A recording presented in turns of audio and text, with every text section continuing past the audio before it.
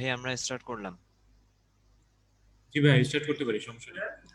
আচ্ছা, আসসালামু আলাইকুম সবাইকে। আশা করি সবাই ভালো আছো, সুস্থ আছো। তো তোমাদের সাথে অনেকদিন পর দেখা।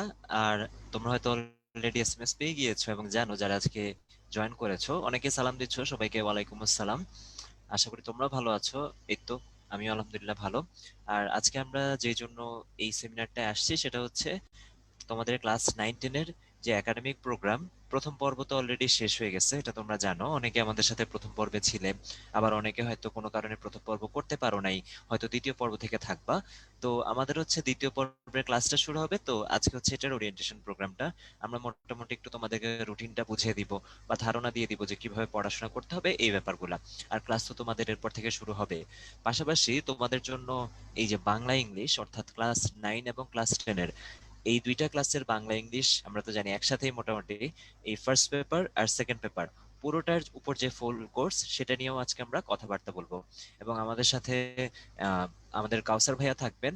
উনি তোমাদের বাংলা ইংলিশের ব্যাপারে হালকা পাতলা ধারণা দিবেন এবং ছোট্ট একটা ডেমো ক্লাসও হবে এই প্রোগ্রামের সামনের দিকে। তো আশা করি তোমরা থাকবা এবং ভাইয়ার কথাবার্তা শুনে বাংলা ইংলিশের ব্যাপারেও তোমরা ধারণা পাবা। তো আমরা বিসমিল্লাহির রহমানির রহিম বলে শুরু করতেছি। প্রথমে তোমাদের কাছ থেকে একটা ব্যাপার জেনে নিতে চাচ্ছি যে তোমরা যারা প্রথম পর্ব করেছো তাদের কাছে এখন পর্যন্ত কেমন লেগেছে ক্লাসগুলা। তোমরা চাইলে চ্যাট বক্সেও তোমাদের মতামতটা জানাতে পারো। আর এখানে আমি পোলটা লঞ্চ করছি, পোলে একটু ভোটটা দিয়ে দাও। আর এমনিতে কারো যদি কোনো স্পেসিফিক মতামত থাকে তাহলে তুমি সেটা চ্যাট বক্সে জানাতে পারো।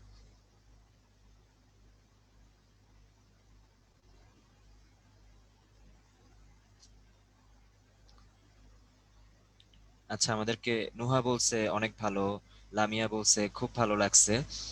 আচ্ছা, তাহসিনের মোটামুটি লাগছে, কি জন্য তাহসিন সেটা জানাতে পারো যে কি করলে আসলে মোটামুটি না লেগে আরেকটু ভালো লাগতে পারতো। আচ্ছা, সিনথিয়া আফরোজ বলছে ভীষণ ভালো লাগছে ওর, থ্যাংক ইউ। আচ্ছা, তারপর সামিয়া বলছে অনেক ভালো এক্সপিরিয়েন্স ছিল। আলিফ বলছে বিয়ন্ড এক্সপেকটেশন। আচ্ছা, ধন্যবাদ সবাইকে যারা যারা পজিটিভ মতামত দিচ্ছ। আর কারোর যদি, যেটা বললাম, যে তোমার যদি মনে হয়ে থাকে যে কোনো কারণে তোমার ওই যে যেমন একজন ভাইয়া বলছে মোটামুটি, যদি সেই ক্ষেত্রেও মনে হয়ে থাকে যে কোনো কারণে আরেকটু ভালো লাগতে পারতো তোমার, সেটা তুমি জানতে পারো। কারণ আস্তে আস্তে একটার পর একটা পর্ব হবে, তো সো ধাপে ধাপে এই কারণেই করা যাতে একটা ধাপ থেকে যেই ল্যাকিংস গুলা থেকে যায়, টুকটাক ছোটখাটো ভুল বা ল্যাকিংস পৃথিবীতে সবারই থাকে। সো আমাদের টার্গেট থাকবে আমরা যাতে সেটাকে ওভারকাম করতে পারি। মানে ভুল হতেই পারে, একটু কমতি থাকতেই পারে, কিন্তু সেই কমতি নিয়ে যদি চলতে থাকি, ইমপ্রুভমেন্ট যদি না করার ট্রাই করি, তাহলে কিন্তু হবে না। সো এটা তোমার ক্ষেত্রেও প্রযোজ্য, আমাদের ক্ষেত্রেও প্রযোজ্য। আমরাও সেটা চেষ্টা করব যেসব জায়গায় সম্ভব সেসব জায়গায় ইমপ্রুভমেন্ট গুলা করার। আচ্ছা, তারপর আহ বলছো যে ফার্স্ট পর্ব খুবই এনজয় করছি। আচ্ছা, একজন বলছো ক্লাস করো নাই, ইনশাল্লাহ যদি সেকেন্ড পর্বে তুমি ক্লাস করো তাহলে হচ্ছে যে ব্যাপারটা ক্লিয়ার হয়ে যাবে। আচ্ছা, একজন ভাইয়া বলছে ওর কাছে একটু চাপটা বেশি লাগছে। ঠিক আছে, আমরা সেই ব্যাপারেও কথা বলবো। আচ্ছা, অসাধারণ, তারপর ভালো, ওকে। আচ্ছা, এক্সামের ব্যাপারেও কথা বলতেছে, ঠিক আছে, আমরা সবগুলো নিয়ে মোটামুটি কথা বলবো। আচ্ছা, যাক, অসংখ্য ধন্যবাদ তোমরা যারা মতামত দিয়েছো। প্রথম দিকে আসলে নাম পড়তে পারছিলাম কারণ যারা শুরুর দিকে লিখতে পারছো, বাট এর পরবর্তীতে এত এত মেসেজ আসছে সবগুলো আসলে পড়ে শেষ করা যায় নাই। আচ্ছা, আমরা তাহলে পোলটা শেষ করে দিচ্ছি। এখানে আমি যেটা দেখতে পাচ্ছি যে 87%, ম্যাক্সিমামই তোমরা আমাদের সাথে আগে থেকেই ছিলা, 13% নতুন। তো আশা করি হচ্ছে আমরা এই ব্যাপারটা নিয়েও তোমাদের যাদের ভালো লাগে নাই তারাও হচ্ছে আমাদের সাথে ক্লিয়ার করে দিবা যে কি জন্য আসলে তোমার এখন পর্যন্ত ভালো লাগে নাই সেই ব্যাপারটা। আচ্ছা, তো এখন যদি আসি যে তোমরা কিন্তু জানো মোটামুটি যে 30 মার্চ থেকে তোমাদের যে শিক্ষা প্রতিষ্ঠানগুলো সেগুলো কিন্তু খুলে যাচ্ছে।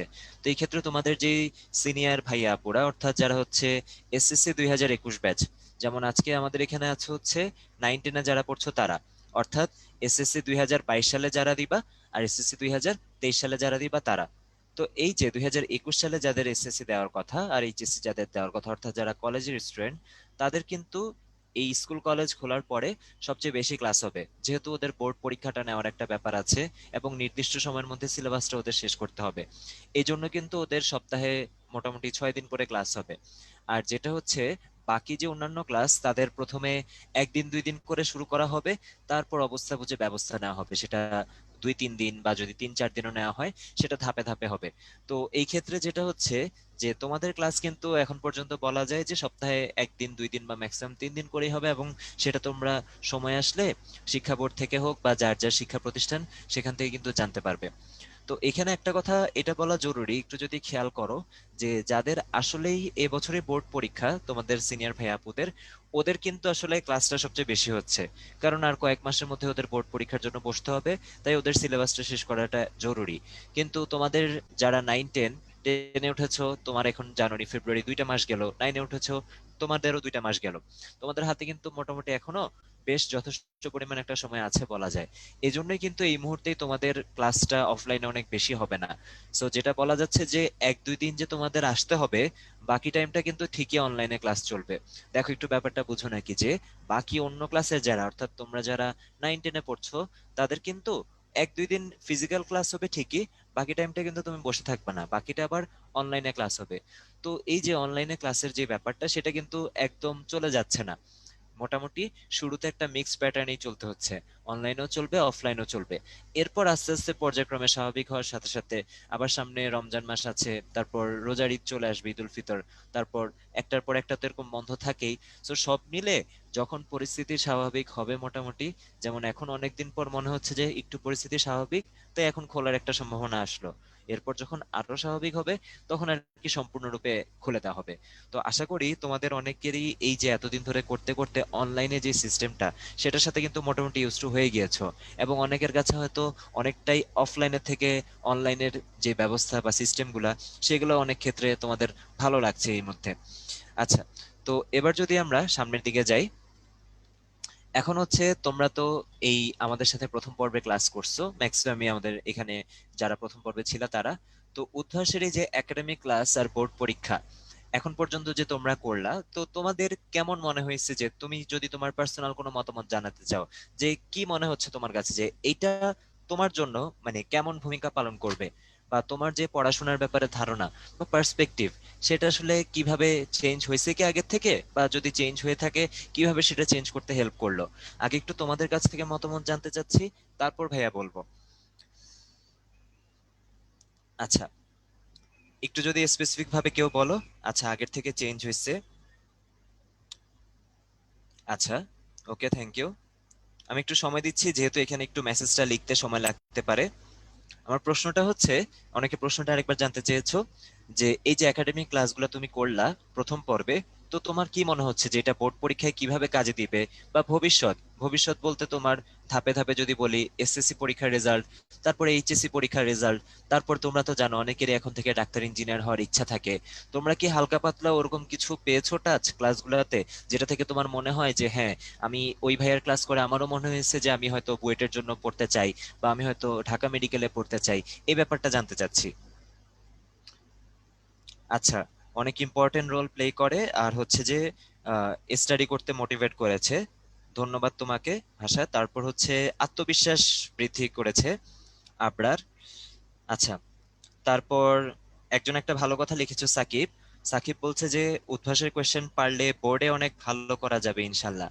হ্যাঁ, এই ব্যাপারটা আমি একটু বলতে চাই, খুব ভালো একটা পয়েন্ট তুলে ধরেছো, যেটা হচ্ছে অনেকেই মনে হয় শুরুর দিকে একটু পরীক্ষাগুলোতে আশানুরূপ নাম্বার না পাওয়া, এরকম হয় তাই না? সো এটা স্বাভাবিক, শুরুতে এরকম একটু হবে। আর প্রশ্নগুলোর মান কিন্তু যথেষ্ট স্ট্যান্ডার্ড থাকে। তো এতে করে কি হয়, এইখানে তুমি একটু স্ট্যান্ডার্ড, বা ধরো তোমার জন্য যদি কঠিন হয়, আমি কঠিনই বলছি, যে তুমি যদি কঠিন প্রশ্নটা পারা হয়, বা ধরো না পারলা, তারপর তুমি সলিউশনটা দেখলা, এরপর সলিউশন দেখার পর সলভ করলা, এরপর পারলা। তো কঠিন প্রশ্ন পারার পর এতে করে কি হবে, বোর্ডে যদি এর থেকে সহজ প্রশ্ন এসে থাকে, বা তোমার স্কুলেও যদি এর থেকে সহজ প্রশ্ন এসে থাকে, ওগুলা পারা কিন্তু আরো ইজিয়ার হয়ে যাবে। আর এখানে কিন্তু টেকনিক্যালি আরেকটা ব্যাপার যেটা হচ্ছে, এই যে যে একটা প্রশ্নের উত্তর আমি জানতে চেয়েছিলাম, যে কারো কি এখন থেকেই বুয়েট মেডিকেলে পড়ার যে স্বপ্নগুলা, সেইগুলা কি কারো আরেকটু স্ট্রং হয়েছে নাকি?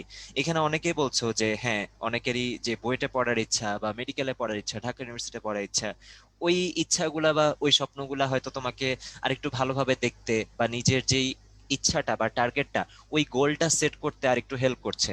তো এইখান থেকে আসলে প্রশ্নের যে ব্যাপারটা, সেটা কিন্তু এটার সাথেই রিলেটেড। সেটা কি? সেটা হচ্ছে যে তোমার এই যে প্রশ্নগুলা, অনেকের কাছে একটু কঠিন যে লাগছে। তো সত্যি কথা বলতে যারা এখন থেকেই এই ধরনের প্রশ্ন পেরে ইউজ টু হয়ে যায়, তারা ধরো তোমরা কিছুদিন পর এই যে 9-10 যখন শেষ হয়ে যাবে, বোর্ড পরীক্ষা দিয়ে তোমরা 1-2 বছরের মধ্যে কলেজে উঠে যাবা। তো অনেক কলেজেই কিন্তু ওদের যে রেগুলার পরীক্ষাগুলো হয়, সেগুলার কোয়েশ্চেনের মান কিন্তু যথেষ্ট স্ট্যান্ডার্ড হয়, এবং এই স্ট্যান্ডার্ডটা কিন্তু মোটামুটি আমাদের যে প্রশ্নগুলো সেগুলোর সাথেও কিন্তু অনেকটা মিলে। তো সেই ক্ষেত্রে তোমার যদি এখন থেকে এই ধরনের প্রশ্ন দেখে অভ্যস্ত হয়ে যাও তুমি, তখন কিন্তু সেগুলো হঠাৎ করে অনেক বেশি কঠিন লাগবে না। আমরা যতই পড়ি না কেন, প্রশ্নের স্ট্যান্ডার্ডের উপর, সহজ কঠিনের উপর কিন্তু আমাদের পরীক্ষার মার্কসটা ডিপেন্ড করে, যে আমি কি ভালো করলাম নাকি খারাপ করলাম। দেখো, একটা সহজ কোয়েশ্চেনে অনেক বেশি মানুষ কিন্তু ভালো করার একটা সম্ভাবনা থাকে, কিন্তু প্রশ্নটা যদি একটু সহজের থেকে একটা লেভেলে স্ট্যান্ডার্ড হয়, বা যেটাকে বললাম তোমার কাছে যদি হার্ড মনে হয়, হার্ডই হয়, তখন কিন্তু যে ভালো করছে সে আরেকটু ভালো করার জায়গাটা খুঁজে পায়, ইমপ্রুভমেন্টের সুযোগটা থাকে। আর কারো যদি খারাপ হয়েও থাকে সেই কঠিন প্রশ্নে, সে কিন্তু তার দুর্বলতাটা খুঁজে পায়। কারণ ওই যে তুমি পড়লা একটা টপিক, যা পড়লা হুবহু তাই যদি প্রশ্ন চলে আসে, তখন কিন্তু তোমার শিখাটার স্কোপ থাকে না, যে তুমি শিখবা বা নিজের ব্রেনকে কাজে লাগবা, বা একটু ব্রেন স্টর্মিং করবা, একটু সময় দিবা, সেটা কিন্তু হয় না। বাট যেটা বললাম, যে তোমার যদি ভুল হয়, হোক, নাম্বার যদি কম আসে, আসুক। কারণ এখন 9-10-এ এই যে একাডেমিক যে ক্লাসগুলা, বা এখন যে তোমার পড়াশোনার টাইমটা, এটাই হচ্ছে আসলে ইমপ্রুভমেন্টের টাইমটা। মানে তুমি এখন প্র্যাকটিস করবা, যাদের ভালো হচ্ছে খুবই ভালো, আর যাদের এখন পর্যন্ত আশানুরূপ হচ্ছে না, কোনো কারণে কঠিন মনে হচ্ছে, এটাই কিন্তু টাইমটা ওই কঠিন জিনিসটাকে আস্তে আস্তে কিভাবে সহজ লাগানো যায়। এবং ওই যে at the end of the time, যখন তোমার 9-10 শেষ হয়ে যাবে, যখন তুমি এসএসসির পরীক্ষার জন্য প্রস্তুতি নিবা, বা এসএসসি পরীক্ষার পর যখন তুমি কোনো একটা ভালো কলেজে ভর্তির জন্য প্রস্তুতি নিবা, তোমরা জানো যে অনেকগুলো ভালো কলেজে কিন্তু ভর্তি পরীক্ষা হয়, এবং সেই কলেজের ভর্তি পরীক্ষার প্রশ্ন কিন্তু যথেষ্ট স্ট্যান্ডার্ড হয়। তো এটা কিন্তু মানে আমাদের একদম প্রপার ডাটাই এটা বলে, একদম পরিসংখ্যানই এটা বলে, যে যারা এখানে 9-10-এর একাডেমিক কোর্সগুলো করে, তাদের জন্য কিন্তু তখন ওই যে কলেজে যে কলেজের পরীক্ষার প্রশ্ন, বা কলেজের ভর্তি পরীক্ষার যে প্রশ্নটা, সেটা কিন্তু মানে মোটামুটি একটা স্ট্যান্ডার্ডেই মনে হয় ওর কাছে, তখন হঠাৎ করে সেটা অনেক কঠিন মনে হয় না। সো এই ক্ষেত্রেই ওই যে তুমি ধাপে ধাপে, ধরো 9-10-এর থাকতে, আমি জানি যে তোমাদেরকে যখন ভাইয়ারা পড়াচ্ছে ফিজিক্স, কেমিস্ট্রি, তারপর হায়ার ম্যাথ, তারপর বায়োলজি, প্রত্যেকটা ক্লাসে আইসিটি, প্রত্যেকটা ক্লাসেই কিন্তু, যেহেতু বুয়েট, মেডিকেল, তারপর ঢাকা ইউনিভার্সিটি ভাইয়েরা পড়াচ্ছে, তারা কিন্তু তোমাদের বইয়ের সাথে রিলেভেন্ট টপিকগুলা বিভিন্নভাবে নিজেদের যে এক্সট্রা ইনফরমেশন সেগুলো দিয়ে বোঝানোর ট্রাই করেন, তাই না? তো এতে করে যেটা হচ্ছে, তুমি আগে থেকে একটা ধারণা পাচ্ছ। তোমাকে এখনই যে আমরা 9-10-এর বাইরে কলেজের পড়া পড়াচ্ছি তা না, কিন্তু 9-10-11-12 মানে কলেজ, পুরোটা তো একটা জার্নির মতো, ধাপে ধাপে হয়। তো যাদের ওই যে 9-10-এর জার্নিটার সাথে 11-12 মানে কলেজে উঠলে তুমি কি পড়বা, যদি সেটা একটা ধারণা দেওয়া হয় বা টাচ দেওয়া হয়, তখন কিন্তু কলেজের জন্য যেই সেই জিনিসগুলো আরেকটু সহজ হয়ে যায়, পড়াশোনাগুলো আরেকটু ইজি হয়ে যায় তখন যে।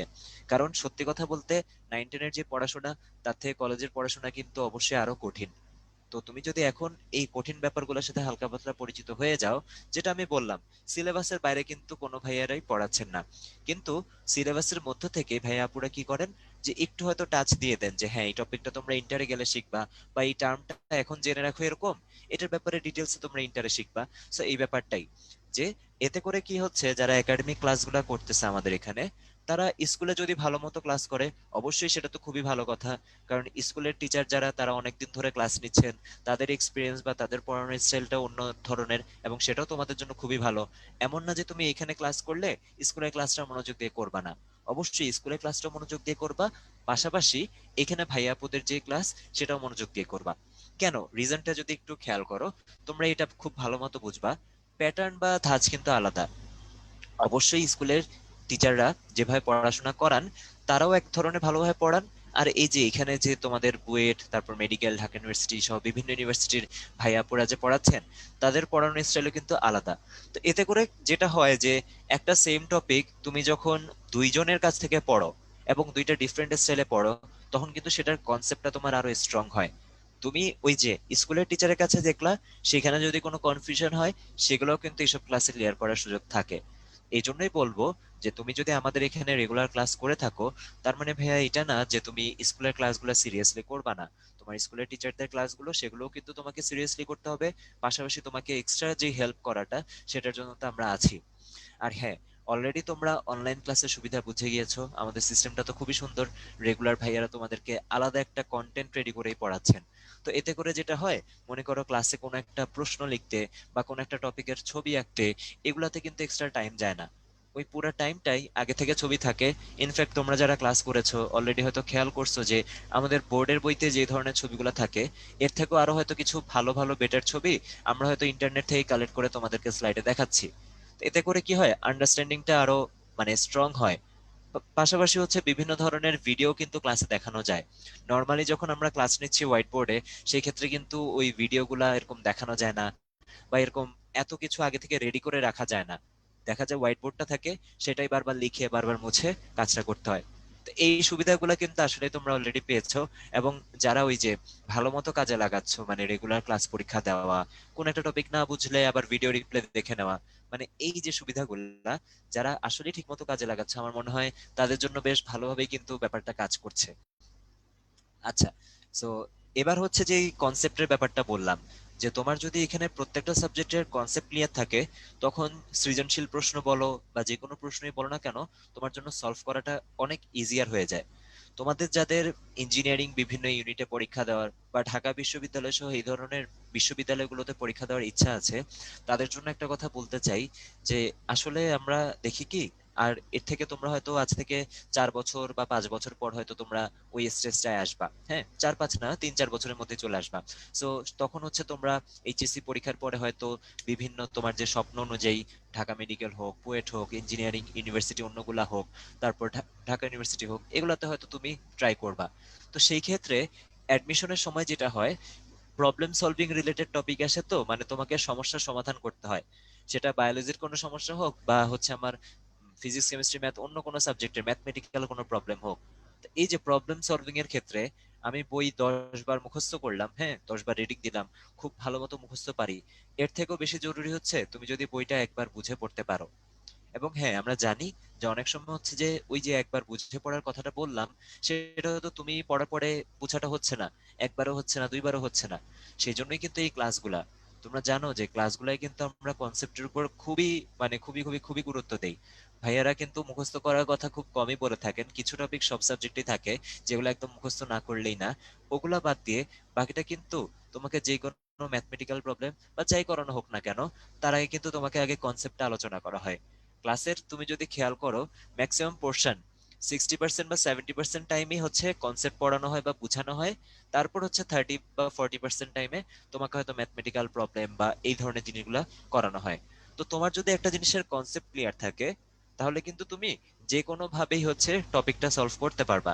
ব্যাপারটা হচ্ছে এরকম, যে আমরা চাই যে তোমাকে আমি মানে মেইন রেসিপি বা মেইন প্রসেসটা বলে দিব, যে হ্যাঁ এটা হচ্ছে কোর কনসেপ্টটা, এটা যদি তোমার মাথায় থাকে তাহলে তুমি এভাবে কাজ করতে পারবা। বাকিটা হচ্ছে তোমরা যাতে নিজেরাই নিজেদের মতো নিজের ওয়েটা বের করে নিতে পারো। প্রবলেম সলভিং এর ক্ষেত্রে কিন্তু এটাই হয়, যে অনেক সময় আমরা দেখি যে অনেকে অনেক বেশি পড়াশোনা করে, দেখা যায় যে 8-10 ঘন্টা পড়েও পরীক্ষার সময় দেখা যাচ্ছে যে কোয়েশ্চেন সলভে পারতেছে না, এই সমস্যাগুলো ফেস করতেছে। তো সেই ক্ষেত্রে আসলে ওই যে আমরা হয়তো একটা ডিরেক্ট জাজমেন্ট দিয়ে দিই, হ্যাঁ ওর হয়তো মেধা কম বা বেশি। মেধা কম বা বেশির ক্ষেত্রেও জরুরি যেটা হচ্ছে, যতটুকু মেধা আছে সেটা আমি কিভাবে কাজে লাগাচ্ছি। আমি কি আমার সেই মেধাটা ওই যে মুখস্থ করার পিছনে কাজে লাগাচ্ছি, নাকি আমি সেটা একটু বুঝে ধীরে সুস্থে পড়ার ট্রাই করছি, সেটা হচ্ছে ইম্পর্টেন্ট। তো মনে রাখবা এই যে তোমাদের স্পেশালি সায়েন্সের সাবজেক্টগুলো পড়ার ক্ষেত্রে, ফিজিক্স কেমিস্ট্রি ম্যাথ বায়োলজি তারপর হচ্ছে আইসিটি, এগুলো পড়ার ক্ষেত্রে তোমার অনেক বেশি একটা টপিক 4-5 বার পড়বা সেটা যতটুক না গুরুত্বপূর্ণ, তার থেকে গুরুত্বপূর্ণ হচ্ছে একবার দুইবার পড়ো, সেটা বুঝে পড়ো। ভাইয়াদের ক্লাস লেকচার গুলো তো আছে, সেগুলো তোমাকে হেল্প করবে। স্কুলের লেকচারও তোমরা পাচ্ছ টিচারদের, সেগুলোও হেল্প করবে। যদি এক্সটার্নাল কিছু দরকার হয়, অনেক সায়েন্টিফিক প্রসেস যেগুলো হচ্ছে জাস্ট বইতে ছবি দেওয়া, ডায়াগ্রাম দেওয়া, সেগুলো কিন্তু তুমি ইউটিউবে বা গুগলে যে ওইটা টপিকটা নাম লিখে সার্চ দাও, অনেক সুন্দর সুন্দর ভিডিও পেয়ে যাবা। এবং এই ভিডিওগুলো কিন্তু আমরাও ক্লাসে অনেক সময় দেখাই। যদি কোনোটা আমরা না দেখাই, তখন কিন্তু তুমি সেটাও নিজে থেকে সার্চ করে দেখে নিতে পারবা। তো এই যে আমাদের যে একটা ট্রান্সফরমেশন হয়ে গেল অফলাইন থেকে অনলাইনে, এই অনলাইনের সুবিধাগুলোই কিন্তু তোমার কাজে লাগানো উচিত। এটার যে পজিটিভিটি গুলা, সেগুলো তোমার কাজে লাগানো উচিত। নিজের পড়ার যে সীমা, সেটা কিন্তু কোনো লিমিটেশন নাই। তোমার পড়াটাকে কিভাবে মানে তুমি যদি চিন্তা করো যে না, বইয়ের এই একটা পাতা আছে, বইয়ের হচ্ছে 200 272 নাম্বার পেজ এটা। এই 272 নাম্বার পেজে যা আছে আমি সেটা 10 বার রিডিং পড়বো, এরপর আমি পরীক্ষা দিতে যাব, সেটা ভুল ধারণা। রেদার তোমার কনসেপ্ট এরকম হওয়া উচিত, এই যে চ্যাপ্টারটা বা এই যে পেজটার কথা বললাম, সাপোজ 272 নাম্বার পেজ কোন একটা বইয়ের, এটা হচ্ছে আমি একবারই পড়বো বা দুইবারই পড়বো, কিন্তু বুঝে পড়বো। যদি দেখি যে না, দুইবার পড়েও কিছুই বুঝলাম না, হতেই পারে যে একদম কিছু বুঝিই নাই বা অনেক কম বুঝছি, 10% বুঝছি, সেটার জন্যই তো ক্লাসগুলা। তোমার স্কুলের ক্লাস আছে, তারপর উদ্ভাসের ক্লাস আছে, ক্লাসগুলা করো, সেখান থেকে বোঝা ট্রাই করো। যদি এরপরে কিন্তু তোমার ওই 10%-এ থাকবে না। তোমার যে 10% মাত্র বোঝা ছিল, সেটা হয়তো কোনো ক্লাস করার পরে সেটা 60, 70, 80%-এ চলে আসবে বোঝাটা। এরপরে যদি বাকি 20% বা 30% বাকি থাকে, সেটার জন্য তুমি নেটে সার্চ করতে পারো, ইউটিউবে বিভিন্ন ভিডিও দেখতে পারো। অনেক সময় একটা জিনিস ভিজুয়ালাইজ করলে বেশি মনে থাকে। আমাদের বইতে অনেক সময় অনেক ছবি থাকে, এবং ওই ছবিগুলো যতটুকু ভালোভাবে রিলেট করতে পারি, ওই ছবিটারই নেটে যদি একটু সার্চ দাও, দেখবা যে বিভিন্ন ডিটেল ভিডিও আছে, অ্যানিমেশন আছে। তো এই ভিডিও বা অ্যানিমেশন গুলো দেখলে আরো বেশি ভালো মতো কিন্তু আমাদের মেমোরিটা স্ট্রং হয়। মানে ভিজুয়াল মেমোরিটা আমাদের কোন একটা লেখা পড়ে মনে রাখার থেকে ছবি দেখে মনে রাখা কিন্তু অনেকটা সহজ হয়। সেটা কিন্তু তোমাদেরকে আশা করি অনেক হেল্প করবে। তো এই জন্যই যে অ্যাডভাইস তোমাদের প্রতি এটা থাকবে, যে তোমরা একাডেমিক যেই ক্লাসগুলা সেগুলা স্কুলের হোক উদ্ভাসের হোক রেগুলার করো। রেগুলার ক্লাসগুলো করো, সময়ের পড়াটা সময় শেষ করে রাখো। তাহলে যেটা হবে, যে ভবিষ্যতে পরীক্ষার সময়, বোর্ড পরীক্ষার আগে বা কলেজে ওঠার পর, তখন হয়তো তোমার উপর প্রেশারটা একটু কম মনে হবে। মানে তখন এমনিতেই প্রেশার বেশি থাকে, কিন্তু বাকিদের কাছে যেটা বেশি মনে হচ্ছে, তোমার জন্য হয়তো সেটা একটু কম লাগবে। তার কারণ তুমি এখনই যে নর্মাল প্রেশারটা নেওয়ার কথা সেটা নিয়ে আসছো। এটা হচ্ছে কথা। আচ্ছা, সো এখন যদি আমরা তোমাদের বলি যে অলরেডি তোমরা প্রথম পর্ব করে ফেলছো, এখন দ্বিতীয় পর্বে তোমাদের টোটাল ক্লাস থাকবে হচ্ছে 35টা। ডেইলি লাইভ এক্সাম তো জানোই 35টা থাকে, এবং সাথে প্র্যাকটিস এক্সামও 35টা থাকবে। অর্থাৎ যতগুলা ক্লাস ঠিক পরের দিন, ততগুলা কিন্তু তোমাদের প্রত্যেকটা ক্লাসের আগের দিনের টপিকের উপর কিন্তু লাইভ এক্সাম থাকে। আর প্র্যাকটিস এক্সামটা তোমরা অনেকেই হয়তো এটা দাও না। লাইভ এক্সামটা যেহেতু মার্কস থাকে, প্র্যাকটিস এক্সামে মার্কস থাকে না, এই জন্য হয়তো দেওয়া হয় না। বাট এটার গুরুত্ব কিন্তু খুবই মানে জরুরি। তার কারণ হচ্ছে, একটু দেখো, একটা চ্যাপ্টার থেকে ধরো আমার ডেইলি লাইভ এক্সামে 10টা এমসিকিউ আসলো। এখন আগের দিনের ক্লাসের যে টপিকটা তোমাকে পড়ানো হচ্ছে, এই ডেইলি লাইভ এক্সামে যে 35টা এক্সাম হবে, সেটার কোয়েশ্চেন একরকম, আর প্র্যাকটিস এক্সাম যে 35টা, সেটার কোয়েশ্চেন কিন্তু আরেক রকম। তো অনেক সময় হয়তো তোমার ধরো তুমি ওই যে এমসিকিউ মাত্র 10টা, তো 10টার মধ্যে 10টাই পারলা বা 9টাই পারলা, তোমার হয়তো মনে হবে যে না, আমার পড়া অনেক ভালোভাবে হয়ে গেছে। কিন্তু এই যে প্র্যাকটিস এক্সাম, অর্থাৎ যেটা কিনা সম্পূর্ণ আলাদা একটা সেট, সেটার এক্সাম যদি দাও, দেখা গেল সেখানে তুমি 10-এ 5 পাচ্ছ বা 6 পাচ্ছ, তখন কিন্তু আবার মনে হবে যে না, তোমার প্রিপারেশনের অবস্থা খারাপ। উল্টোটাও হতে পারে, যে লাইভ এক্সামে তুমি হচ্ছে কম পেলা, আর প্র্যাকটিস এক্সামে বেশি পেলা। তার কারণ কি, ওই যে একই টপিক থেকে আলাদা আলাদা কোয়েশ্চেন না। সো যত বেশি কোয়েশ্চেন সলভ করতে পারবা, তত তোমার জন্য ভালো। তো এই অ্যাডভাইসটা থাকবে তোমাদের জন্য, ক্লাস করার পাশাপাশি লাইভ এক্সাম তো দিবাই, প্র্যাকটিস এক্সাম গুলোও দিয়ে দিবা। অ্যাটলিস্ট এমসিকিউ এক্সামটা রেগুলার দেওয়ার অভ্যাসটা রাখবা। কারণ 10টা এমসিকিউ 15-20 মিনিট বসো, এর মধ্যেই তো হয়ে যাচ্ছে, তাই না? খুব একটা বেশি সময় তো লাগবে না। আচ্ছা, আর উইকলি লাইভ এক্সাম থাকবে হচ্ছে টোটাল 14টা। আর শেষে পর্ব মূল্যায়ন পরীক্ষা থাকবে হচ্ছে তোমার 2 সেট। আর বাকি প্যাটার্ন তো তোমরা জানোই, অলরেডি তোমরা প্রথম পর্বে অনেকে করেছো, যে সপ্তাহে 6 দিন কিন্তু তোমাদের ক্লাস পরীক্ষা থাকবে। আর তোমাদের এই কোর্সটা শুরু হয়ে যাবে হচ্ছে 14 মার্চ। ঠিক আছে, অর্থাৎ আর বেশি দিন নাই, 14 তারিখে শেষ হয়ে যাবে, 14 তারিখে শুরু হয়ে যাবে আগামী সপ্তাহে। আর কোর্স ফি থাকছে 3000 টাকা। এবার যদি আমি দশম শ্রেণীটার কথা বলি, দশম শ্রেণীতে টোটাল ক্লাস সংখ্যা হচ্ছে 32টা। আর ডেইলি লাইভ এক্সাম ওই তো প্র্যাকটিস এক্সাম, ক্লাস যতটা ততটা সমানই। তোমরা অলরেডি ইউজ হয়ে গেছো ব্যাপারটার সাথে, যে আগের দিনের ক্লাসের উপর পরের দিন ডেইলি এক্সাম। আর উইকলি লাইভ এক্সাম থাকবে হচ্ছে টোটাল 14 সেট। আর পর্ব মূল্যায়ন পরীক্ষা এটাও ক্লাস 9-এর মতো 2 সেট। তোমাদের ক্লাসটাও কিন্তু 14 মার্চে শুরু হচ্ছে, এবং কোর্স ফিটা সেম 3000 টাকায় থাকছে। আচ্ছা, এখন যদি আমরা সামনের দিকে যাই, যে কথাটা আজকে তোমরা অনেকে অপেক্ষা করছো এটার জন্য, যে নবম দশম শ্রেণীর প্রস্তুতিতে সব বিষয়ে সমান গুরুত্ব দেওয়া কেন জরুরি। তার কারণ আমাদের আলটিমেট রেজাল্টে তো খালি সায়েন্সের সাবজেক্ট না, বাংলা ইংলিশের মতো সাবজেক্টগুলো কিন্তু খুবই গুরুত্বপূর্ণ একটা ভূমিকা পালন করে। তো এই জন্য তোমাদেরকে বলতে চাই, যে 9-10-এর প্রিপারেশনে সায়েন্সের কনসেপ্টগুলো, বেসিক কনসেপ্টগুলো জানা খুবই জরুরি। কারণ হচ্ছে সেটা তোমার হয়তো ভবিষ্যতে বিভিন্ন অ্যাডমিশনে হেল্প করবে।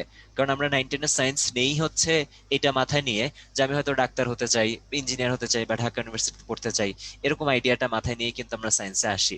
তো সেই ক্ষেত্রে সায়েন্সের সাবজেক্টগুলোকে আমরা খুব ভালোই গুরুত্ব দিয়ে পড়ি। কিন্তু এই যে বাংলা ইংলিশ, এগুলোর গুরুত্ব কিন্তু একদম কম না। বাংলা ইংলিশেও কিন্তু তোমার জিপি 5টা পাওয়া লাগবে। কারণ দেখো, বোর্ড পরীক্ষার রেজাল্টের উপর তুমি বুয়েটে পরীক্ষা দিতে চাও, বা ঢাকা ইউনিভার্সিটিতে পরীক্ষা দিতে চাও, মেডিকেলে পরীক্ষা দিতে চাও, আমি তিনটার কথাই বললাম, যেখানে পরীক্ষা দিতে চাও না কেন, তোমার কিন্তু জিপিএটা লাগবেই। এবং জিপিএ 5 যার থাকবে, তার আসলে সিলেকশন নিয়ে বা পরীক্ষায় সে মেরিট পজিশন নিয়ে অন্য চিন্তা করা লাগবে না। তার চিন্তা শুধু কোনটা, ওই যে সে পরীক্ষা যেটা দিবে 2 ঘন্টা বা 3 ঘন্টার, ওইটা শুধু তার তার চিন্তা থাকবে। বাট যারা হচ্ছে যে জিপিএ 5টা থাকবে না, তাদের কিন্তু একটু এক্সট্রা চিন্তা থেকে যায়।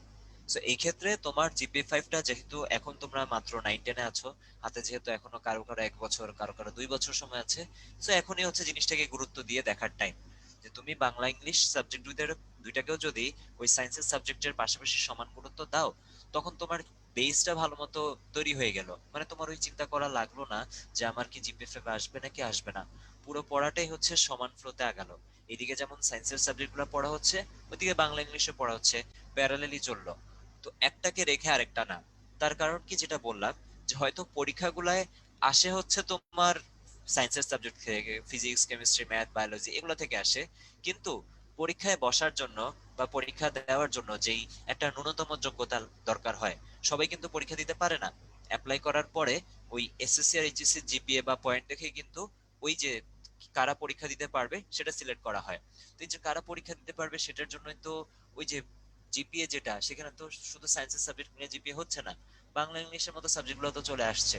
তো এই জন্যই হচ্ছে এই বিষয়গুলোও কিন্তু আমরা গুরুত্ব দিয়ে পড়ার ট্রাই করব। প্লাস বাংলা ইংলিশের মতো সাবজেক্টের যে গুরুত্ব, সেটা তো আসলে শুধুমাত্র এখন না, সামনেও কিন্তু অনেক কাজে লাগে তোমাদের। আচ্ছা, ভাইয়া, আমাদের সাথে কাউসার ভাইয়া কি আসছেন?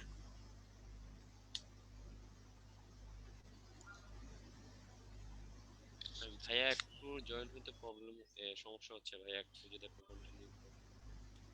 আচ্ছা সাথে আচ্ছা, কথা ঠিক আছে। কথা বলা হচ্ছে ভাইয়া, একটু আচ্ছা জয়েন আচ্ছা আচ্ছা, করেন। ঠিক আছে। আচ্ছা, সো যেটা বলছিলাম, যে বাংলা ইংলিশ ফুল কোর্সটা আসলে কেন জরুরি, তার কারণ আমাদের এই কোর্সে তোমার ক্লাস 9-10-এর Bangla English first paper second paper দুইটাই, অর্থাৎ টোটাল 4টা সাবজেক্ট কিন্তু এখানে কভার হয়ে যাচ্ছে।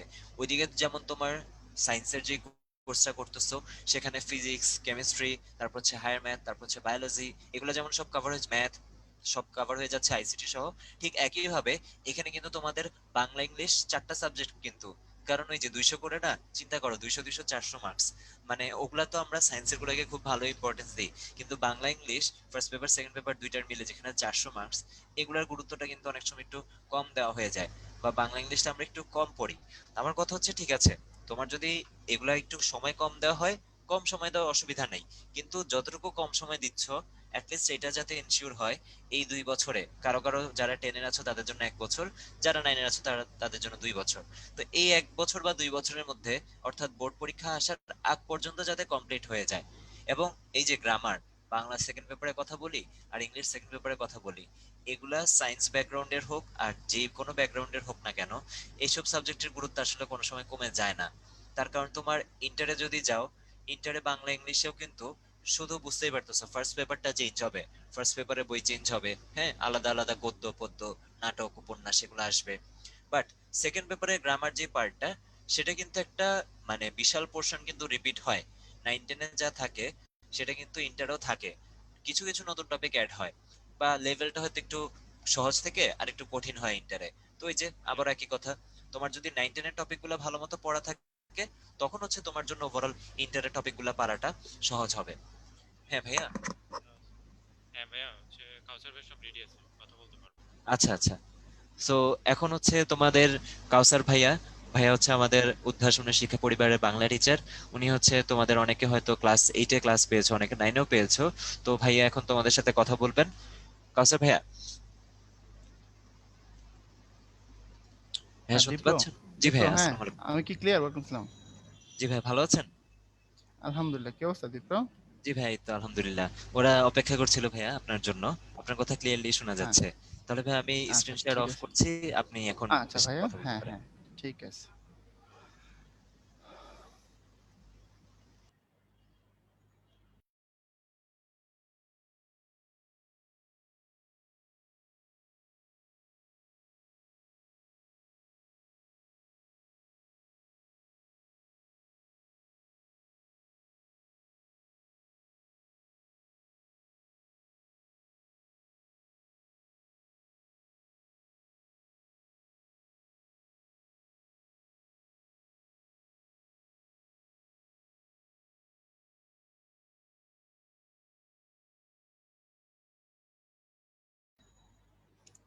আসসালামু আলাইকুম আমার স্টুডেন্ট ভাইয়েরা, কি অবস্থা সবার? 9-10 যেহেতু অল্প কদিন আগেই তো আমাদের একটা প্রোগ্রাম ছিল রানিং, তো আমার ধারণা ম্যাক্সিমাম স্টুডেন্ট যারা এখানে আছে তারা আমাকে চেনে। তো যেহেতু তাদের সাথে আমি কথা বলছি, 9-10-এর ক্লাস হয়েছে তাদের সাথে আমার বেশ কিছু, আমরা সেকেন্ড পেপারের যে কোর্সটা ছিল সেটা নিয়ে কাজ করছি।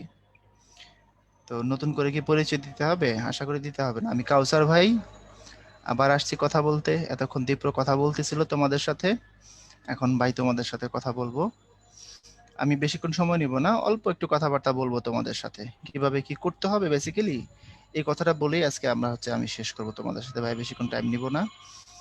আর মূল কথা যেগুলো সেগুলো হবে হচ্ছে ক্লাসে, মূল কথা তোমাদের সাথে যেগুলো বলবো সেগুলো ক্লাসে বলবো।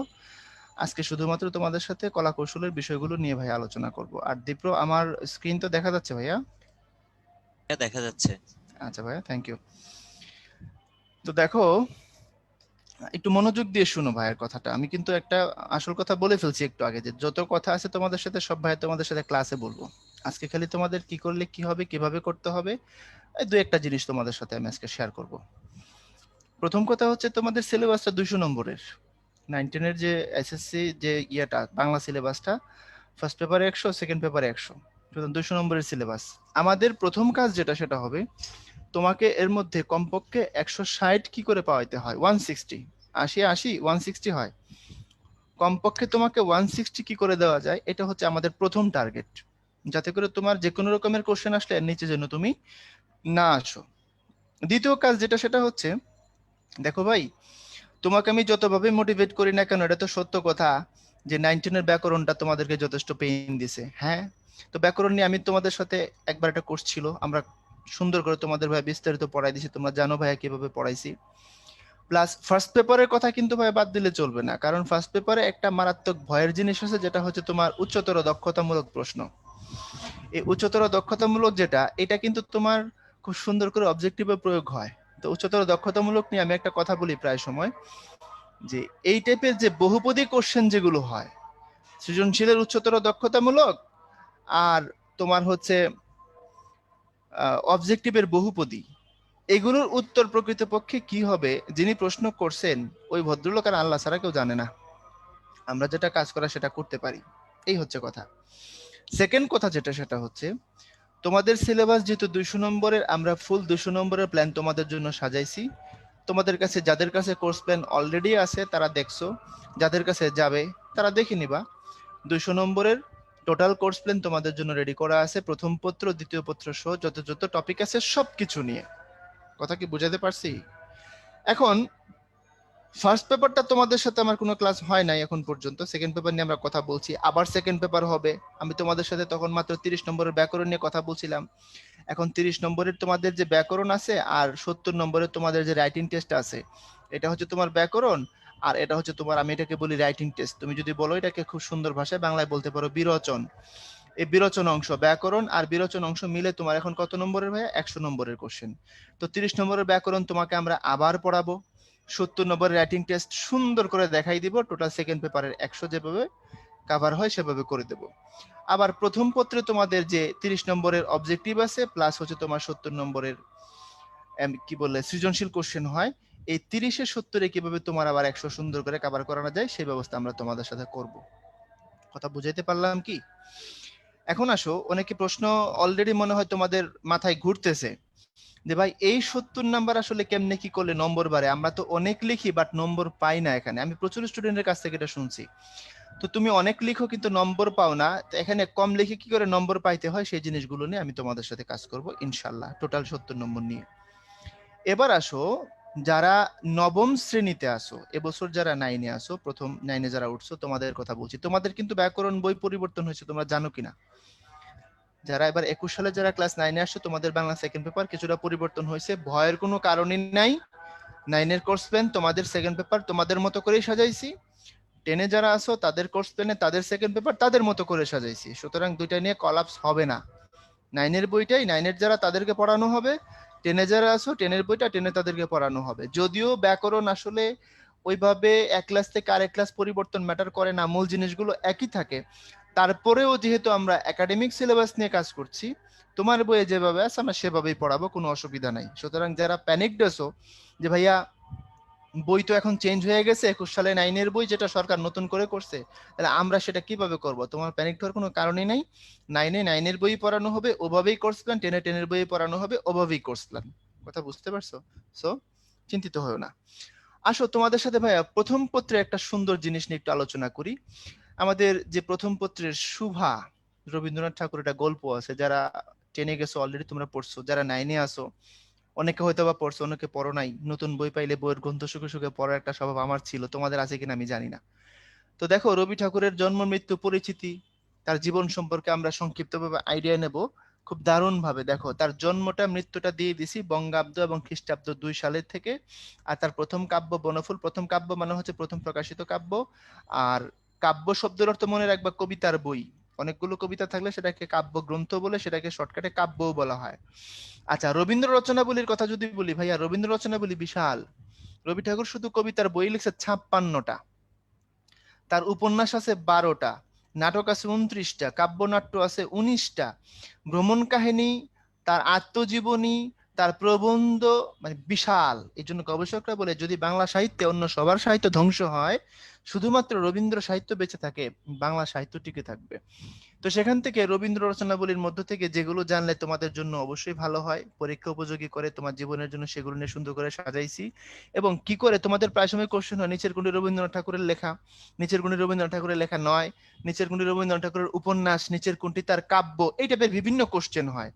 এজন্য তোমাদেরকে কিভাবে দেখাবো আমরা ক্লাসে, সেটার একটা ছোট্ট ডেমো ভাইয়া তোমাদের এখন দিচ্ছি।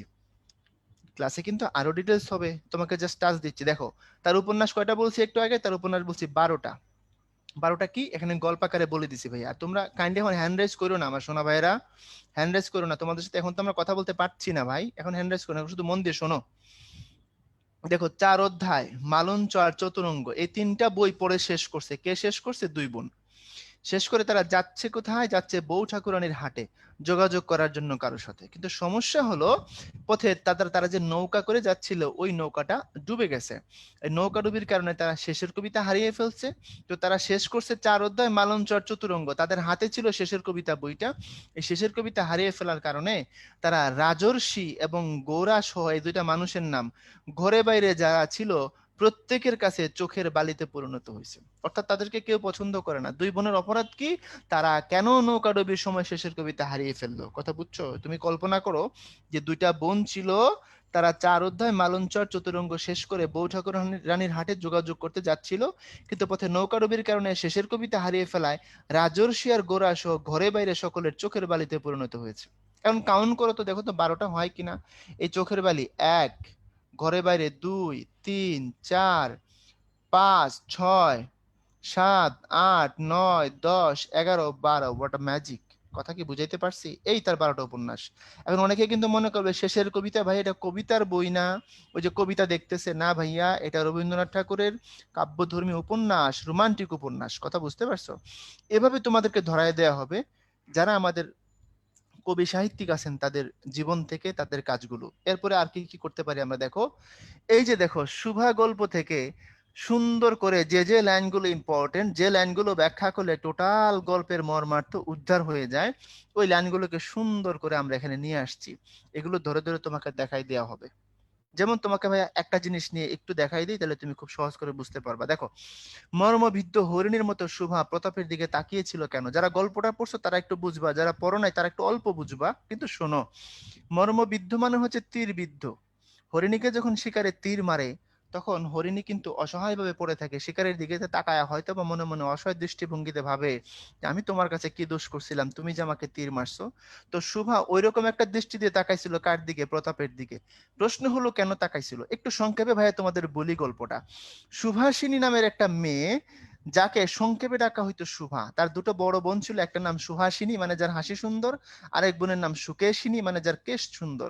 আর এই মেয়ের নাম ছিল সুভাষিনী। কথার অর্থ হলো যার মুখের কথা সুন্দর, কিন্তু বাস্তবতা হলো শুভা কথাই বলতে পারতো না, সে জন্ম থেকে বোবা ছিল। এই জন্য তার পিতামাতা তাকে নিয়ে চিন্তিত ছিল এই মেয়ের বিয়ে হবে কিভাবে। বিয়ের বয়স হয়ে গেছে কিন্তু বিয়ে হচ্ছিল না, তার এই সীমাবদ্ধতার কারণে। অথচ শোভা কথা বলতে না পারলেও তার সমস্ত দিক থেকে সমস্ত গুণাবলী তার মধ্যে ছিল, শুধু একটা দিকে তার সীমাবদ্ধতা, সে কথা বলতে পারেন না, আর সব দিক থেকেই সে ভালো।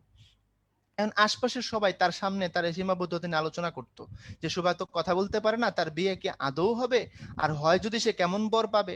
বিভিন্নভাবে সমাজে তাকে বিভিন্ন কটাক্ষ শুনতে হতো, শোভা খুব মন খারাপ করতো। কিন্তু একটা মানুষ শোভাকে কোনোদিন কথা দিয়ে আঘাত করে নাই, সে হচ্ছে প্রতাপ। কেন আঘাত করে নাই?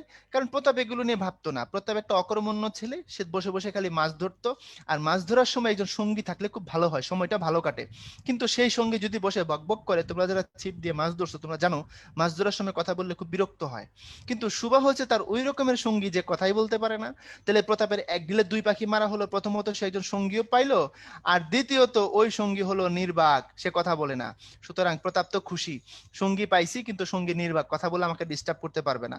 এই জন্য প্রতাপ সুভাকে কিছুটা পছন্দ করতে, যে সুভা ভালো সঙ্গী। আর সুভা মনে মনে প্রতাপকে একটু ভালোবেসে ফেলেছিল, কিছুটা প্রেম প্রেম ছিল প্রতাপের প্রতি সুভার, কথা বুঝতে পারছো? এখন আলটিমেটলি আমরা দেখি গল্পের শেষ দিকে শোভার বাবা বাণীকণ্ঠ একটা ভালো ছেলে দেখবে, শোভাকে বিয়ে দেওয়ার জন্য বাড়ি থেকে কোথাও নিয়ে যাবে দূরে আত্মীয় বাড়িতে। তখন শোভা যেতে চাইবে না, কারণ সে তো মনে মনে প্রতাপকে পছন্দ করে, কিন্তু প্রতাপকে সে বলতেও পারে না, কথা বুঝতে পারছো? ওই অবস্থায় প্রতাপ একদিন শোভাকে বলতেছে, কিরে শুভি, তোর নাকি বর পাওয়া গেছে, তোর নাকি বিয়ে হবে। তো এই কথা শুনে শুভা মনে কষ্ট পাইলো, এবং প্রতাপ আরো বলল, দেখিস বিয়ের পরে যেন আমাকে ভুলে যাস না, আমাদের কাউকে মনে রাখিস কিন্তু। শুভ মনে মনে ভাবলো, এইটা কোনো কথা? বেটা ঢ্যামরা, তোরে আমি মনে মনে পছন্দ করি, তুই সেটা বুঝলি তো না। তার উপর আবার আমার এখন কইতাছিস কি, যে দেখিস বিয়ে শাদী করে আমাদেরকে আবার ভুলে যাইস না। ওই শুভার একটু মন খারাপ হয়েছিল প্রতাপের প্রতি এই কথা শুনে, যে তোমাকে আমি পছন্দ করি, তুমি তো সেটা বুঝলাই না, আমার বিয়ে নিয়ে তুমি আমাকে উল্টা মজা করছো। এই জন্য শুভা কিছুটা মর্মবিদ্ধ তীরবিদ্ধ হরিণীর মতো শুভা প্রতাপের দিকে তাকাইছিল। এখন প্রশ্ন হলো, তুমি কি এত বড় কথা লিখতে পারবে পরীক্ষার হলে? না। তোমাকে বুঝাই দিলাম বিহাইন্ড দ্য সিনটা। তুমি পরীক্ষার হলে লিখলে কিভাবে লিখবা? তুমি লিখবা যে শোভা মনে মনে প্রতাপকে পছন্দ করত, অথচ প্রতাপ কিনা শোভাকে একদিন বলল যে তার নাকি বর পাওয়া গেছে, কিরে শুভি তোর নাকি বর পাওয়া গেছে, বিয়ে নাকি হবে, দেখিস বিয়ের পরে আমাকে আর ভুলে, আমাদেরকে যেন তুই ভুলে যাস না। এই কথাটা শুনে শোভা মনে মনে কষ্ট পায়, এবং তীরবিদ্ধ হরিণের মতো শোভা প্রতাপের দিকে তাকিয়েছিল। এই যে 5 লাইন দিলাম, মামলা ডিসমিস, 2-2 পাবা। কথা বুঝতে পারছো? এভাবে তোমাদেরকে ধরে ধরে ভাইয়া তোমাদের আগায় নিয়ে যাব। যারা আগে ক্লাস করছো তারা জানো, যারা নতুন আসছো তারা একটু মনোযোগ দিয়ে বুঝো। এরপরে দেখো তোমাদের সেকেন্ড পেপার থেকে কিভাবে তোমাদেরকে কারক, ট্রাস্ট মি, তোমাদেরকে যেহেতু আমি পড়াইছি তোমরা জানো কারক পড়তে জাস্ট 30 মিনিটস লাগে। 30 মিনিটে কারক সুন্দর করে পড়া যায়, তোমাদেরকে ভাইয়া দেখাইছি। আর যেসব ভাইয়া নতুন আসছো তোমরা খুব সুন্দর করে দেখে নাও, কারক শেখার জন্য জাস্ট 2টা অংশ শিখতে হয়। 1 নম্বরে কারকের সংজ্ঞাগুলো তোমাকে মুখস্থ করা লাগবে, আর 2 নম্বরে যেটা করা লাগবে সেটা হলো বিভক্তিগুলো পড়া লাগবে। যেহেতু কারক আর বিভক্তি দুটো একসাথে করতে হয়, তুমি যদি সংজ্ঞাটা মুখস্থ করো, তুমি সেটার সাথে বিভক্তির অ্যাড করে দিয়ে কারক আর বিভক্তি নির্ণয় করতে পারবা। যারা 9-এর ভাই আছো আমার এখানে, তোমাদেরকে একটু অ্যাসিওর করি, তোমাদের কিন্তু কারক খুব ছোট্ট, তোমাদের খুব সামান্য। তোমাদের সাথে কারক পড়ালে আমার ধারণা তোমাদেরকে আমি 30 মিনিট না তার আগেই শেষ করে দিতে পারবো। এই দেখো, তাহলে কারকের জন্য বললাম 2টা কাজ করলে কারক শেষ হয়ে যাবে। এই 2টা কাজের এই 1 থেকে এখানে 6 পর্যন্ত কারক দিয়ে রাখছি সংজ্ঞাগুলো। এই সংখ্যাগুলো মুখস্থ করতে তোমার হয়তো বা সর্বোচ্চ লাগলে 6টার জন্য 6 মিনিট, এর বেশি লাগে না। আমার স্টুডেন্ট আমি দেখছি তারা খুবই স্মার্ট, এটা তারা ম্যাক্সিমাম ক্লাসে আমাকে মুখস্থ করে দেখাইছে 1 থেকে 2 মিনিটের মধ্যে। তুমি যদি এটা মুখস্থ করতে পারো, দেন দেখো এখানে সুন্দর করে এটার অ্যাপ্লিকেশনটা কিভাবে হবে সেটা তোমাকে আমি দিয়ে রাখছি। আর তোমাকে বিভক্তিগুলো সুন্দর করে অ্যাড করে দিয়ে দিব। বিভক্তি কয় প্রকার? বিভক্তি 2 প্রকার, শব্দ বিভক্তি আর ক্রিয়া বিভক্তি। তোমাদের যেটা লাগে সেটা হচ্ছে শব্দ বিভক্তি, ওটা 7 প্রকার। আর বিভক্তি কত প্রকার জিজ্ঞেস করলে লাভ দিয়ে উঠে, কো ভাইয়া 7 প্রকার না ভাইয়া, বিভক্তি 2 প্রকার, শব্দ বিভক্তি 7 প্রকার। ওই প্রথমা থেকে সপ্তমী পর্যন্ত তোমাকে সুন্দর করে যদি তুমি এই বিভক্তিটা মুখস্থ করতে পারো, দেন তুমি এখানে কাজটা করতে পারবা। আসো তোমাকে দুটো করে ভাই একটু দেখাই, 2টা করবো জাস্ট। দেখো এখানে বলছি কর্তা বোঝালে কর্তৃকারক হয়। আচ্ছা দেখো তো কথাটা সত্য না মিথ্যা? দেখো তো, ফেরদৌসী কর্তৃক শাহনামা রচিত হয়েছে। আচ্ছা ভাইয়া শাহনামা কি? একটা কবিতার বই। একটা ফার্সি ভাষার বিখ্যাত কাব্যগ্রন্থ হচ্ছে শাহনামা, লিখেছেন যিনি তার নাম আবুল কাসেম ফেরদৌসি। উনি ইরানের পারস্যের একজন কবি ছিলেন। তাহলে শাহনামা বই লিখছে কে? ফেরদৌসি। বুঝে থাকলে বলো এই বাক্যের কর্তা কে? এই বাক্যের কর্তা হচ্ছে ফেরদৌসি। তোমাকে ফেরদৌসি নিচে টান দিয়ে বলতেছে এখানে কোন কারক আছে। আমরা একটু আগে শিখছি কর্তাকে যদি ইন্ডিকেট করে সেটা কর্তৃকারক হয়, সো এটা কর্তৃকারক, নো ডাউট অ্যাবাউট ইট। আচ্ছা, এখন যদি বলে এখানে বিভক্তি কি আছে, দ্বারা দিয়া কর্তৃক, তোমরা জানো তৃতীয়া বিভক্তি, সুতরাং এই যে তৃতীয়া আছে তুমি বলে দিবা কর্তায় তৃতীয়া বা কর্তৃকারকে তৃতীয়া। আরেকটা উদাহরণ দেখো, ঘোড়ায় গাড়ি টানে, কাজ কি ভাইয়া? গাড়ি টানা, টানতেছে কে? ঘোড়া। এখন ঘোড়ার নিচে টান আছে, দ্যাট মিন্স এটাও তো কর্তৃকারক, কারণ ঘোড়া এই বাক্যের কর্তা, কাজটা সে করতেছে। তার মধ্যে বিভক্তি কি আছে যারা জানো? বিভক্তি সপ্তমী বিভক্তি আছে। তোমাদের নবম দশম শ্রেণীর আগের যে বইটা, মানে 21 সালে নতুন বইটার কথা বলছি না, 147 পৃষ্ঠায় কারক আছে আর 148 পৃষ্ঠায় বিভক্তি দেওয়া আছে, দেখে নাও। সপ্তমী বিভক্তি কোনটা? সপ্তমী হচ্ছে এ, অ, তে, এতে, এটা হচ্ছে সপ্তমী বিভক্তি।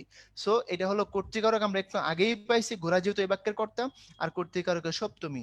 জাস্ট এই সিস্টেমে ভাই তোমাদের দেখাবো, দেন তোমাদের জন্য কিছু প্র্যাকটিস রাখবো। এই যে দেখো কিছু প্র্যাকটিস আছে, প্র্যাকটিস গুলো শেষ হয়ে গেলে এরপরে ডিটেইলস প্রত্যেকটা ধরে ধরে তোমাকে দেখাই দিব।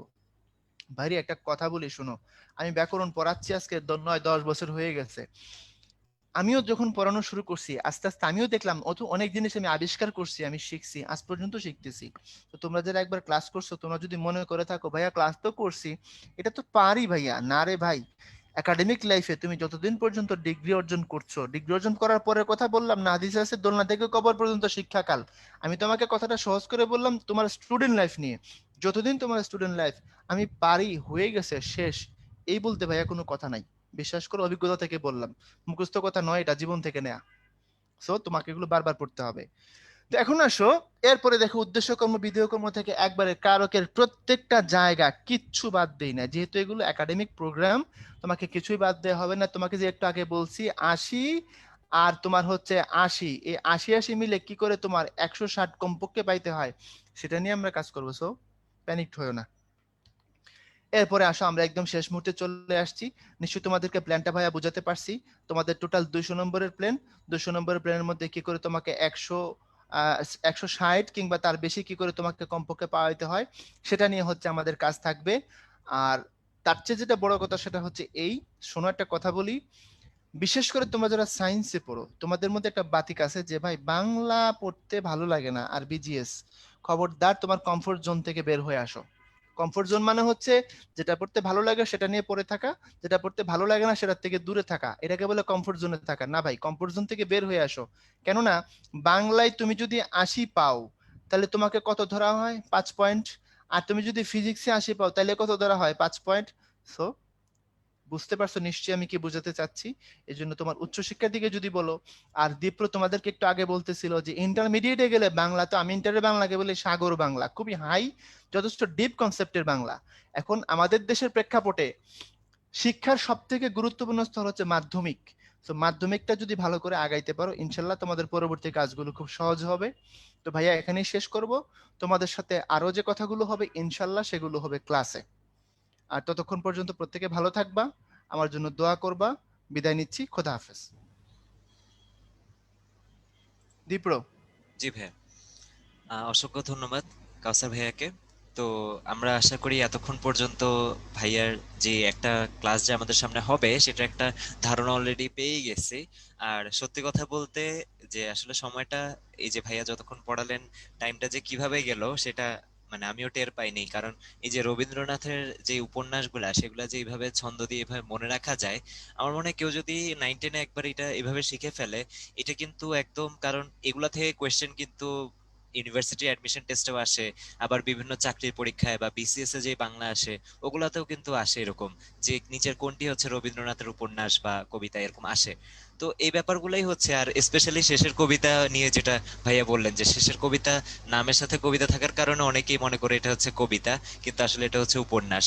তো কেউ যদি একবার 9-10 এই ব্যাপারগুলো এইভাবে মানে বুঝে বুঝে মজা করে বা গল্পের ছলে যদি পড়ে ফেলে, তাহলে তো সেই ক্ষেত্রে সেটা ইন্টারে তো কাজে লাগবেই। কনসেপ্টগুলা যেটা হচ্ছে গ্রামারের কনসেপ্টগুলো আরো ডিটেল হচ্ছে তখন। প্লাস হচ্ছে আমরা যখন সামনে এইচএসসির পরে, বোর্ড পরীক্ষার পরে যখন আমরা অ্যাডমিশন টেস্টে ঢাকা ইউনিভার্সিটির ডি ইউনিট বলি বা হচ্ছে যে চাকরির পরীক্ষা বলি পরবর্তীতে বা অন্যান্য যে কোনো সময়, বাংলা ইংলিশ দেখা যায় যে কোনো না কোনো ভাবে লেগেই যায়। আর হ্যাঁ, এই অ্যাডভাইসটা অবশ্যই থাকবে যে আমরা সায়েন্সের স্টুডেন্ট দেখে দীপ্র, কোনোভাবেই। ভাইয়া কি একটু অ্যাড করবো তোমার জি সাথে, জি জাস্ট ভাইয়া, হ্যাঁ 30 হ্যাঁ, সেকেন্ড? অবশ্যই আচ্ছা, অবশ্যই ভাইয়া। Thank you. একটা কথা বলি শোনো, তুমি যদি বাংলাদেশে ক্যারিয়ার নিয়ে কিছু একটা করতে চাও, সেটা হোক বিসিএস, হোক তোমার ব্যাংক সেক্টর, হোক পিএসসি বা অন্যান্য যত জব আছে, তোমার বাংলা ইংরেজি লাগবেই, মাস্ট, প্রথম কথা। দ্বিতীয় কথা, তোমরা এটা জানো, আমি প্রায় সময় কথাটা বলি, যে সুন্দর করে বাংলা বলতে পারা এবং লিখতে পারা, এটা এখন সব থেকে বড় আর্টগুলোর একটা। কথা বুঝতে পারো? তুমি যে কোনো চাকরি ইন্টারভিউতে যাও, তোমার ওই যে বলে তোমার কথা শুনে তোমাকে দেখে তারা কিন্তু জিনিসগুলোকে তোমাকে কিন্তু জাজ করবে। প্রথমে তোমার ভিতরে কিন্তু ঢুকবে তারা তোমার পোশাক এবং তোমার কথাবার্তা দিয়ে। সুতরাং এখন বাংলাদেশের বিশেষ করে যদি বলি চাকরির বাজারটা এমন ভাবে দাঁড়াইছে, এমন ভাবে বিল্ড আপ হয়েছে, বাংলা ইংরেজি বাদ দিয়ে চিন্তাই করতে পারবে না তুমি। একটা সময় আমরা কিন্তু খুব ইংরেজি মেনিয়াতে ভুগতাম, যে ইংরেজি থাকলেই বুঝি সবকিছু হয়। আজকে থেকে জেনে রাখো তোমার বাংলা লাগবে। কেন আমি তোমাকে বলি, বিসিএস এ প্রথমে 200 নম্বরের প্রিলি দিতে হয়, ওখানে 35 নম্বরের ইংরেজি, 35 নম্বরের বাংলা, এই দুটোতে সব থেকে বেশি নম্বর, বাকিগুলোতে আছে কম করে, 30 করে, 20 করে, 10 করে, 15 করে। আচ্ছা, তুমি যখন প্রিলিমিনারি পাস করবা, বিসিএস দিলে, রিটেনের ক্ষেত্রে 200 নম্বরের ইংরেজি, 200 নম্বরের বাংলা। কথা বুঝতে পারছো আমি কি বুঝাচ্ছি তোমাদেরকে? সুতরাং বাংলা ইংরেজি বাদ দিয়ে তুমি যদি মনে করো বাংলাদেশে ক্যারিয়ার করবা, ভালো ক্যারিয়ার, আমি তোমাকে বলছি ভাইয়া, তুমি একটু ভুল করছো, বিষয়টা তোমাকে নতুন করে আবার ভাবতে হবে। কথা বুঝাইতে পারছি? সো তুমি এই দুইটা জায়গাকে বাদ দিয়ে চিন্তা করো, যদি করে থাকো সেখান থেকে বের হয়ে আসো। আর আজকে বাংলা ভালো বলতে পারা, বাংলাটা জানা, এটা সময়ের দাবি। কারণ আমাদের ভাষা কোন জায়গায় গিয়ে দাঁড়াইছে, কি অবস্থা আমাদের ভাষাগত জ্ঞান এবং চেতনা, সেটা আর দ্বিতীয়বার বলার অপেক্ষা রাখে না, সেটা আক্ষেপের বিষয়। তো এই জন্য তোমাদেরকে একটু সতর্ক করে দিলাম। দীপ্র ভাইয়া, তুমি কন্টিনিউ করতে পারো। জি ভাইয়া, থ্যাংক ইউ। তো ধন্যবাদ কাউসার ভাইয়াকে। আশা করি ভাইয়ার অ্যাডভাইসটা তোমরা মানে মাথায় রাখবে, এবং সামনে তো তোমাদের ভাইয়ার সাথে ক্লাসে দেখা হবেই, এবং তোমাদের মধ্যে এরপর আর ওই যে 9-10 এর বাংলা ইংলিশের যে ভীতিটা বা যে কনফিউশন গুলো সেগুলো আর থাকবে না। তো এখানে দেখো যে টোটাল এই যে 9-10 এর বাংলা ইংলিশ দুইটারই ফার্স্ট পেপার সেকেন্ড পেপার, অর্থাৎ টোটাল 4টা সাবজেক্ট। সো আমি যদি বলি টোটাল 400 মার্কস। এই 400 মার্কসের জন্য বাংলার 18টা ক্লাস, ইংলিশের 24টা ক্লাস, আর ডেইলি এক্সাম 78টা থাকবে টোটাল, আর মান্থলি এক্সাম থাকবে 15টা। এখানে বিস্তারিত দেখাই যাচ্ছে। সপ্তাহে তোমাদের ক্লাস হবে 2 দিন, অর্থাৎ শুক্রবার আর শনিবার। তোমরা বাকি দিনগুলো তো সায়েন্সের ক্লাস করতেছোই, আর 2 দিন হচ্ছে শুক্র শনিবার, এই 2 দিন থাকবে হচ্ছে তোমাদের বাংলা ইংলিশ ক্লাস। আর এই যে কোর্স শেষে পেপার ফাইনাল, অর্থাৎ ফার্স্ট পেপারের উপর আলাদা, বাংলা সেকেন্ড পেপারের উপর আলাদা, ইংলিশ ফার্স্ট সেকেন্ড পেপারের উপর আলাদা আলাদা এক্সামও কিন্তু থাকছে। আর এই যে ক্লাসের যে সময়সূচিটা, দুইটা ব্যাচ টাইম কিন্তু থাকবে। একটা হচ্ছে সকাল 10টা, আর একটা হচ্ছে বিকাল 3টা। ক্লাসগুলো এক একটা হবে হচ্ছে 1.5 ঘন্টা করে। তো যাতে হচ্ছে কারো যদি অন্য কোনো শিডিউলের সাথে যদি মিলেও যায়, বা অন্য যে কোর্স করে থাকো সেটার সাথে যদি মিলেও যায়, তুমি যাতে ব্যাচ টাইমটা ওইভাবে সিলেক্ট করতে পারো। মানে তোমার যদি অন্য কোর্সে বিকালবেলা ক্লাস থাকে, তখন তুমি সকাল 10টার ব্যাচে ক্লাস করলা বাংলা ইংলিশটা, এইভাবে অল্টারনেট করে ক্লাস করতে পারো। আর ওই যে বাকি যে জিনিসগুলো, যে বিগত 5 বছরের বোর্ড পরীক্ষার সব পিডিএফ প্রশ্ন সমাধান কিন্তু তুমি পেয়ে যাবা প্রত্যেকটা ক্লাসের পরেই। তো এই জিনিসটাও কিন্তু তোমাদেরকে অনেক হেল্প করবে। আর এই কোর্সটা শুরু হচ্ছে আমাদের 12 মার্চ, ঠিক আছে, 12 তারিখ থেকে শুরু হচ্ছে। আর কোর্স ফিটা হচ্ছে এককালীন 4,000 টাকা। অর্থাৎ এই 4,000 টাকার মধ্যেই তোমার টোটাল 9-10 এর যে Bangla first paper second paper, English first paper English second paper, total 4টা জিনিস কমপ্লিটলি তোমার 400 মার্কস 4,000 টাকার মধ্যে কভার হয়ে যাচ্ছে। তো এখন হচ্ছে আমি যদি একটু তোমাদের সাথে তোমাদের রুটিনটা শেয়ার করি। তোমরা অনেকেই হয়তো রুটিনটা ইতিমধ্যে দেখে ফেলছো। যেমন এখানে দেখো, প্রথমে আমি ক্লাস 9-এর যে রুটিনটা, একাডেমিক যে, অর্থাৎ সায়েন্সের সাবজেক্টগুলোর যে রুটিন, সেটা দেখাচ্ছি। তার মানে দেখো ভাইয়া, এখানে তোমার এই যে 5টা পর্বের মধ্যে একটা হয়ে গেছে, এখন তোমাদের দ্বিতীয় পর্ব শুরু হবে। তো দ্বিতীয় পর্বে এই যে physics, chemistry, math, higher math, biology, ICT, এই 6টা সাবজেক্ট তো পড়া হচ্ছেই। পাশাপাশি তুমি যদি বাংলা ইংলিশ কোর্সটা অ্যাড করে নাও, সেটা কিন্তু কোনো পর্ব নাই, একসাথেই ওই একটাই পর্ব, ওই একটা পর্বেই কিন্তু টোটাল যেটা বললাম 400 মার্কস কমপ্লিট হয়ে যাবে তোমার। তো দেখো, একসাথে কিন্তু প্যারালেল সায়েন্সের সাবজেক্টগুলো পড়া হচ্ছে, আর বাকি বাংলা ইংলিশও কিন্তু পড়া হয়ে যাচ্ছে। আর এখানে দেখো তোমার এই যে রুটিনটা, 14 তারিখ থেকে যে ক্লাস শুরু হবে, সব কিন্তু বিস্তারিত আগের মতোই দেওয়া আছে, যে প্রত্যেক দিন কিভাবে ক্লাসের পর পরের দিন ডেইলি এক্সাম হয়, 10 মার্কসের এমসিকিউ থাকে, ঠিক আছে। এবং লাস্টে দিয়ে তোমার একদম ডিটেল সিলেবাস, অর্থাৎ দ্বিতীয় পর্বে ফিজিক্সের কোন লেকচারে কি পড়ানো হবে, কেমিস্ট্রির কোন লেকচারে কি পড়ানো হবে, সব কিন্তু বলা আছে। তার মানে তুমি আগের থেকেই কোনো কনফিউশনে থাকছো না, পুরো প্ল্যানটা করা আছে। তোমরা অনেক সময় পরীক্ষার রুটিন করা নিয়ে একটু মানে চিন্তায় ভুগো, মানে পড়াশোনার রুটিন করা নিয়ে যে কোন দিন কোন সাবজেক্ট কিভাবে পড়বো, এই কনফিউশন গুলো থাকো। সো এগুলো থাকবে না। তো এখানে বুঝতেই পারছো যে অলরেডি প্রথম পর্বে যেভাবে ক্লাস করেছো বা যারা এখন পর্যন্ত ক্লাস করো নাই, সবগুলা সিস্টেম কিন্তু আগের মতোই। যেসব ভাই আপুদের ক্লাস তোমরা সবচেয়ে বেশি করছো বা যাদের ক্লাস সবচেয়ে বেশি ভালো লাগছে তারাই ক্লাস নেবেন। প্লাস হচ্ছে তোমরা প্রত্যেকটা ক্লাসের পিডিএফ বলো, তারপর ভিডিও রিপ্লে বলো, এগুলোও দেখার সুযোগ থাকছে। এবং সবচেয়ে বড় সুবিধা যেটা, যেহেতু আমাদের এই কমপ্লিট কোর্সটা এখন অনলাইনেই চলবে, এই জন্য হচ্ছে যে অনলাইন অফলাইন ওই যে ওই ব্যাপারটা একদম সবকিছু ঠিক হওয়ার আগ পর্যন্ত আমাদের কিন্তু অনেক জায়গায় কিন্তু সারা দেশে কিন্তু একাডেমিক ক্লাসগুলো সবসময় করা সম্ভব হয় না। দেখা যায় কিছু নির্দিষ্ট ব্রাঞ্চে একাডেমিক ক্লাসগুলো হয়। এখন যারা ঢাকার বাইরে বিভিন্ন জায়গা থেকে আমাদের সাথে যুক্ত আছো, তাদের জন্য কিন্তু তুমি সেম কোয়ালিটির ক্লাস একসাথে পেয়ে যাচ্ছ। সো এটা কিন্তু তোমার কোনোভাবেই পড়াশোনার কোনো ক্ষতি করছে না।